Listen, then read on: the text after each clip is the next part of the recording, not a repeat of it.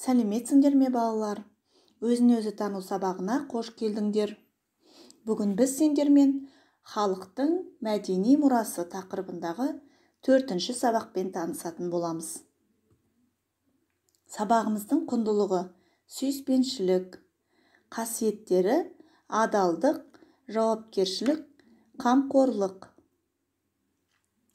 Сабақ барысында халықтың мәдени мұраларының маңызын түсіндіре отырып, сүйіспеншілік құндылығының мәнін ашатын боламыз.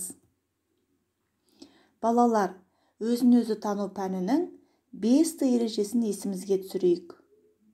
Тәртіп, талап, тыныштық, тазалық, татулық.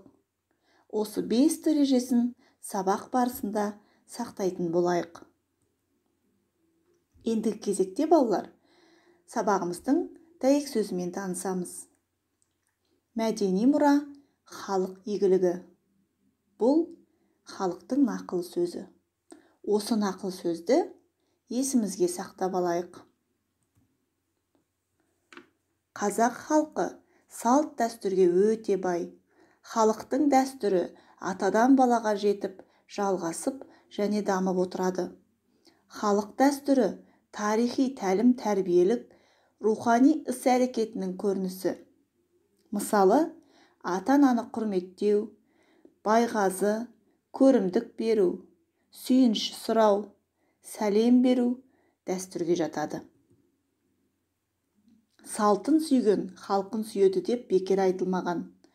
Әр ұлттың, халықтың ғасырлар бойы жинақтаған салты бар. Ол ұлттың тағылымы, өнегесі, тәрбиесі арқылы құрылған. Қазақ халқы да өз салтын құрметтейді, сақтайды. Салт дәстүрді сақтау сүйіспеншіліктің, кеңпейілділіктің, жомарттықтың, әдептіліктің, мейірімділіктің және елжандылықтың белгісі екен. Атамның өсиеті. Тарамдап күміс сақалын, тақпақтап үлгі мақалын, өнеге қылып айтқаны өсиет сөзі атамның. Ерлікпен туған азат күн, еңбегі салты ғажап тым, дәстүрін сақта қазақтың, мерейін күнмен тең болсын, пейілің шалқар кең болсын. Әділ бол доспен қасыңа, жақсылық көрсең тасыма, жамандық көрсең жасыма, алымды тапта асылдан, арыңды сақта жасыңнан.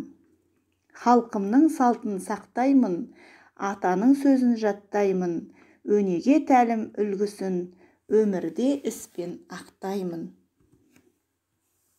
Ал енді кезекте балалар, шығармашылық жұмысқа назар аударайық. Қазақ халқының салт дәстүрлері туралы ата-аналарыңнан, үлкендерден сұрап біліңдер. Салт дәстүрлердің аттарын тізбелеп дәптерлеріңе жаза қойыңдар. Бүгінгі сабақтан алған жақсы қасиеттерді бойларыңа сіңіріп, жүректеріңе түйіп алыңдар.